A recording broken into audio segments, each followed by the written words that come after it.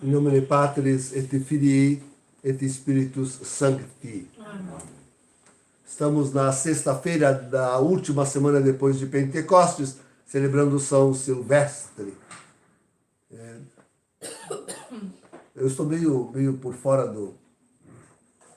de algumas coisas aí nesse mundo, mesmo no Brasil, mas só para lembrar uma coisa interessante, é um resquício, eu digo, é um resquício do milênio, é um resquício da cristandade, o nome que deram àquela corrida de fim de ano, ou do início do ano, acho que é do fim do ano. Início? O último então. Aqui em São Paulo, né, a corrida de São Silvestre, pega o nome do santo. E era assim, os santos governando tudo. Como diz Apocalipse, capítulo 20. Este é uma das características do milênio. Né? Mas, enfim, sim, o santo hoje nos coloca diante da morte. Um assunto que a modernidade não quer tocar de jeito nenhum. A morte é uma das coisas mais escondidas na atualidade. Né? Normalmente se morre sozinho, né? No quarto mais recôndito de um hospital, quiçá com algum parente. Hoje com essa falsa doença, sozinho mesmo, absolutamente só.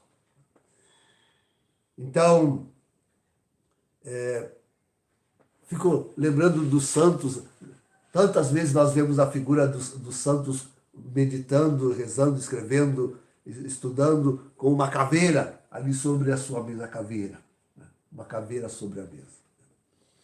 Cuidado, hein, porque hoje o pessoal coloca a caveira até na roupa, não sei o quê, mas aí já não tem mais o sentido de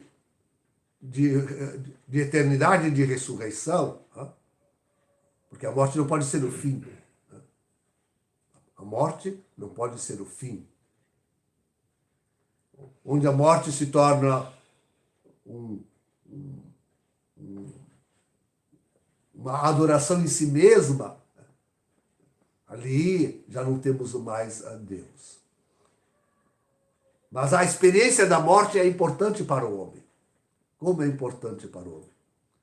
Vejam, na minha própria família, vejo que crianças que de jeito nenhum os pais levam para junto do cadáver de um parente querido. Não, a criança deve ser preservada. De jeito nenhum eles levam. Não pode. A criança se cria fraca, de personalidade fraca, não é capaz de enfrentar nada na vida, nada de forte na vida. E são tantas as coisas fortes na vida que a toda hora a gente tem que enfrentar. E a criança se torna fraca. É uma geração fraca. Vivemos diante de uma geração fraca. E é por isso que ela se deixa como gado conduzir aí por esses poderes da elite maldita, que está aí destruindo a humanidade. E levando para a morte. A realidade é esta. Levando a humanidade para a morte como jamais ela foi, em massa. É agora que nós começamos a entender um pouco do que significa aqueles caixões lá do FEMA, os caixões do FEMA lá nos Estados Unidos. Né? Começamos a entender aos poucos agora para que eles querem usar aqueles caixões. Então, porque a humanidade vai morrendo em multidões. Não, porque eles pensavam assim, exterminamos a humanidade e enterramos eles. Claro que Deus vai intervir. E já estão dizendo, e é verdade, o plano da elite não está dando certo. E com isso eles terão que vir com soluções mais radicais, como a guerra. Não esta guerra, porque a a Terceira Guerra já teria começado, a guerra midiática, a guerra dos apagões, a guerra de transformar o homem, a humanidade, em zumbis. O transhumanismo, não tem guerra pior do que essa, o transhumanismo, que extermina com a humanidade, extermina. Mas eu estou falando daquela guerra de armas mesmo, de explosões de bomba atômica. Isso eles não contam, isso eles não pensam em fazer, não queriam fazer, serão levados a isso. Serão levados a isso. Foge do controle dessa elite. Eles pensavam que nos matariam assim, de boa, com essa injeção e com outras medidas. Achariam que com isso reduziriam a população àquele nível que eles planejam. Não acontecerá assim. Não acontecerá assim. Eles não conseguirão, assim tão tranquilamente, os seus intentos malignos. Mas a nós, queridos, é importante, sim, meditar a morte presente. E quantos estamos perdendo de parentes, de amigos, de familiares? Quantos nós estamos perdendo? E vamos perder muitos, muitos. Então, é importante para nós encarar a morte. Encarar a morte como aquilo que ela verdadeiramente é. E pensar que esse é o destino de todo homem. Verdade que nós esperamos o retorno de Jesus em meio a esta mortandade e que nos colha em vida. Ele terá que colher alguns em vida. Sempre terão alguns que devem estar ainda em vida, para se cumprir a palavra de Deus. Mas esse é o pensamento que deve correr para todos os homens, isto é, somos para a morte. Na morte tudo desaparece, toda a ganância, toda a voluptuosidade, todo o interesse neste mundo, tudo desaparece. Ali foi-se o orgulho, foi-se a vaidade, vai-se tudo para o mesmo. Ali os homens se igualam, vão feder todos do mesmo jeito, carniça do mesmo jeito.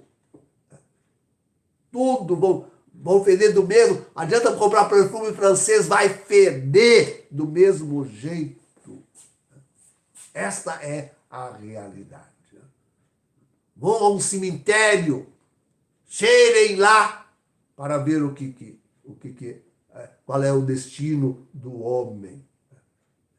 Precisamos colocar essa realidade diante dos nossos olhos, ter constantemente essa realidade diante dos nossos olhos.